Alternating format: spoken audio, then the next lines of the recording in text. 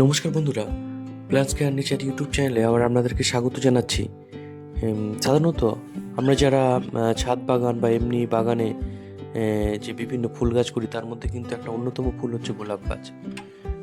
তো সেই গোলাপ যখন আমরা নার্সারি থেকে নিয়ে আসি, তো নিয়ে আসার পরে কেমনভাবে আমরা গাছটাকে রাখবো এবং কীভাবে পটিং করবো এবং পরবর্তীকালে কী সার প্রয়োগ করবো, সেই সংক্রান্ত কিন্তু একটা প্রতিবেদন আজকে এই ভিডিওর মাধ্যমে তুলে ধরা হচ্ছে। সাধারণত গোলাপ গাছ আমরা যে পটিং করতে পারি সিন্টার মিডিয়া বা মাটির মিডিয়া দুটো ক্ষেত্রেই কিন্তু অক্টোবরের শেষ থেকে আর এদিকে ফেব্রুয়ারি পর্যন্ত কিন্তু আমরা এটা রিপোর্টিং বা পটিং করতে পারি। আর যেহেতু এই সময়টাই হচ্ছে গোলাপের সিজন, তো নভেম্বর থেকে এই ফেব্রুয়ারি পর্যন্তই কিন্তু আপনারা যারা গোলাপ গাছ বসাতে চান এই সময় কিন্তু বসাতে পারেন এবং এই সময় কিন্তু সব ভালো ভালো আইডিগুলো সাধারণত নার্সারিগুলো থেকে পাওয়া যায়। আর একটা বিষয়, যে গোলাপ গাছ বাড়িতে এনেই কিন্তু আমরা সঙ্গে সঙ্গে প্রতিস্থাপন করব না। গোলাপ গাছের ক্ষেত্রে এই যে আইডিটা এখানে দেখুন একটা আছে, আমরা এইরকম যখন আনছি, তো এই আইডিগুলো সাধারণত 15 দিন 20 দিন রেখে তারপর আমরা এটাকে কিন্তু ব্যবহার করব। আর গোলাপ গাছ মাটির মিডিয়াতে যখন আমরা ব্যবহার করছি, তখন তার রেশিওটা কিন্তু একটা খুবই গুরুত্বপূর্ণ, কারণ গোলাপ গাছে জল জমলে কিন্তু গোলাপ গাছ সহজেই কিন্তু মারা যায়। তো এমনভাবে করতে হবে যে ড্রেনেজ সিস্টেমটা ভালো থাকবে, সেরকমভাবে করতে হবে। সেক্ষেত্রে কিন্তু যে রেশিওটা হবে সেটা 1:1:1 রেশিওতে করলে কিন্তু ভালো হবে। 1 ভাগ মাটি বা গার্ডেন সয়েল নেওয়া হবে, 1 ভাগ যে কনস্ট্রাকশন বালি, লাল যে বালি আছে সেটা নিতে হবে, 1 ভাগ ভার্মি কম্পোস্ট। আর আরও ভালো করতে গেলে তাতে কিন্তু 1 ভাগ যদি আমরা সিন্ডার মেশাই, তো এটা কিন্তু আরও বেশি জল বা ড্রেনেজ সিস্টেমের ক্ষেত্রে খুবই একটা ভালো কাজ করবে। আর এই যে মাটিটা আমরা পটিং করব সাধারণত টবের ক্ষেত্রে, সেই মাটিতে কিন্তু প্রথম যদি আমরা এটা পটিং করি, তো আমরা কিন্তু জৈব সার দেবো না। এই যে যে গাছটা দেখতে পাচ্ছেন এখানে বসানো হয়েছে, তো সাধারণত জৈব সার কিন্তু আগে থেকে দিয়ে তৈরি মাটিতে সাধারণত এটা করতে হয়, যেটা 1 মাস রেখে দিয়ে তারপর পটিং করতে হয়। আর নতুন যদি আমরা সঙ্গে সঙ্গে কোনো গাছ এনে আমরা বসাচ্ছি 10 দিন বা 15 দিন পরে, তো মাটি তৈরি করতে সেক্ষেত্রে কিন্তু কোনো রকম সার কিন্তু প্রয়োগ করা যাবে না। তখন সিন্ডার, ভার্মি কম্পোস্ট এবং বালির এই মিশ্রণযুক্ত মাটিতে বসাতে হবে এবং পরবর্তীকালে সার দিতে হবে। এই জিনিসগুলো বন্ধুরা খেয়াল রাখতে হবে।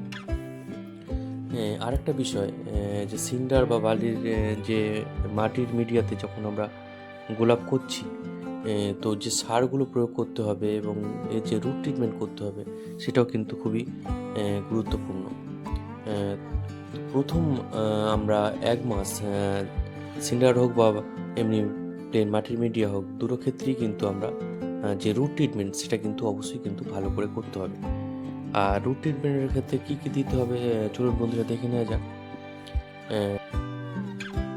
বন্ধুরা, মাটির মিডিয়ার ক্ষেত্রে যে রুট ট্রিটমেন্ট করতে গেলে প্রথমেই এই যে 12-61-0 যে এনপিকে আছে, সেটা আমরা কিন্তু প্রথমে ব্যবহার করব 7 দিন পরে। 7 দিন পরে 12-61-0 এবং ম্যাগনেসিয়াম সালফেট, এটা দুটো মিক্স করতে হবে, যার মধ্যে 12-61-0 থাকবে 1 গ্রাম আর ম্যাগনেসিয়াম সালফেট থাকবে 0.5, অর্থাৎ 0.5 গ্রাম। এটা 1 লিটার জলে মিক্স করে আমরা কিন্তু গাছের গোড়াতে প্রয়োগ করবো। এটা মাটির মিডিয়ার ক্ষেত্রে বলছি। সিন্ডার মিডিয়ার ক্ষেত্রেও কিন্তু অনুপাতটা একই থাকবে। তো মাটির মিডিয়ার ক্ষেত্রে এটা 5 দিন অন্তর দিতে হবে, সিন্ডার মিডিয়াতে এটা 2 দিন অন্তর কিন্তু প্রয়োগ করতে হবে। আর একটা জিনিস দিতে হবে, সেটা হচ্ছে হিউমিক অ্যাসিড। সেই হিউমিক অ্যাসিডটা সপ্তাহে 1 দিন দিতে হবে, 1 গ্রাম 1 লিটার জলে গুলে আমরা কিন্তু এটা ব্যবহার করব, এই অনুপাতে ব্যবহার করব মাটির গোড়াতে। আর মাটিটা সবসময় কিন্তু ড্রাই থাকবে, তখনই কিন্তু সমস্ত এনপিকে বা অন্যান্য যে ফার্টিলাইজারগুলো কিন্তু ব্যবহার করতে হবে। আর যখন আমরা 12-61-0 ম্যাগনেসিয়াম সালফেট যেটা দিচ্ছি মিশ্রণটা, সেই দিন কিন্তু হিউমিক অ্যাসিড দেওয়া হবে না, আলাদা আলাদা দিনে দিতে হবে। তো এটা খেয়াল রাখতে হবে। মাটির গাছের ক্ষেত্রে 15 দিন পর যখন আবার নতুন পাতা বার হবে তখন কিন্তু আবার সেটা চেঞ্জ করতে হবে। তো বায়োক্সিটি শূন্য আর ম্যাগনেসিয়াম সালফেটের যে অনুপাতটা সেটা সাধারণত 5 দিন অন্তর অন্তর আমরা ব্যবহার করব। আর যেটা সিন্ডারের ক্ষেত্রে কিন্তু এটা 2 দিন অন্তর এটা ব্যবহার করতে হবে এবং 1 মাস ধরে কিন্তু এই রুট ট্রিটমেন্টটা করতে হবে। আর যখন আস্তে আস্তে সবুজ পাতা বাড়তে শুরু করবে তখন কিন্তু আমরা এই যে কনফিডার সেটা কিন্তু আমরা ব্যবহার করব। কনফিডারের পরিমাণটা কী হবে, 0.5 ml 1 লিটার জলে আমরা এটা মিক্সড করে বা গুলে কিন্তু এটা আমরা গাছের সমস্ত উপরের অংশে কিন্তু স্প্রে করব কনফিডার। এরকম সবুজ পাতা যখন বার হবে তখন কনফিডারটা কিন্তু স্প্রে করতে হবে এবং এটা ইমিডাক্লোপিড গ্রুপের হবে। আপনারা ইমিডাক্লোপিড গ্রুপের কনফিডার ছাড়া অন্য যে কোনো কিন্তু কীটনাশক আপনারা ব্যবহার করতে পারেন। আর একটা জিনিস দিতে হবে, সিউইড বেসড যে মাইক্রোনিউট্রিয়েন্ট বায়োভিটা এক্স সেটা কিন্তু 1 মাসে একবার 0.5 ml 1 লিটার জলে গুলে স্প্রে করতে হবে প্রথম দিকে যখন গাছটা ছোট থাকবে তখন, এবং পরবর্তীকালে এটা বাড়িয়ে 1 ml 1 লিটার জলে করা যেতে পারে যদি গাছটা কিন্তু বড় হয়ে যায়। তো এটা করতে হবে সিউইড বেসড মাইক্রোনিউট্রিয়েন্ট, সেটা কিন্তু স্প্রে করতে হবে মাসে একবার। আর গাছ যখন এরকম সবুজ পাতা বার হয়ে যাচ্ছে, গাছের নতুন নতুন শাখা ছাড়তে শুরু করেছে, তখন কিন্তু আমরা এনপিকে যে ব্যালেন্স এনপিকে আছে 20-20-20 সেটা কিন্তু স্প্রে করব। ব্যালেন্স এই যে এনপিকে 20-20-20 যেটা স্প্রে করা হবে এটা সাধারণত 1 মাস পরে থেকে এটা আমরা ব্যবহার করতে পারি যখন এরকম সবুজ পাতা বার হবে, এবং এটা মাটির মিডিয়ার ক্ষেত্রে। আর পিজিআর হিসেবে আমরা এরকম সবুজ পাতা বার হতে শুরু করলে পিজিআর হিসেবে আমরা 1 মাস পরে থেকে মিরাকুলান ব্যবহার করব। মিরাকুলান যার অনুপাতটা হবে 0.5 ml 1 লিটার জলে এটা গুলে কিন্তু স্প্রে করতে হবে পিজিআরটা। এছাড়াও প্লানোফেক্স যে পিজিআর আছে সেটাও কিন্তু আমরা ব্যবহার করতে পারি। 0.5 ml 1 লিটার জলে গুলে এটাও কিন্তু আমরা ব্যবহার করতে পারি। দুটোই পিজিআর প্লানকোট রেগুলেটর সুতরাং ব্যবহার করতে পারি। তো প্রথম দিকে কিন্তু মিরাকুলান ব্যবহার করাই সব থেকে ভালো হবে। আর সবসময় খেয়াল রাখতে হবে যে মাটি কিন্তু ড্রাই রাখতে হবে। গোলাপ গাছের ক্ষেত্রে জলের ব্যবহার কিন্তু একটা খুবই গুরুত্বপূর্ণ। জল যদি আমরা ঠিকঠাক দিতে শিখে যাই তো গাছ আমরা সহজেই কিন্তু করতে পারি।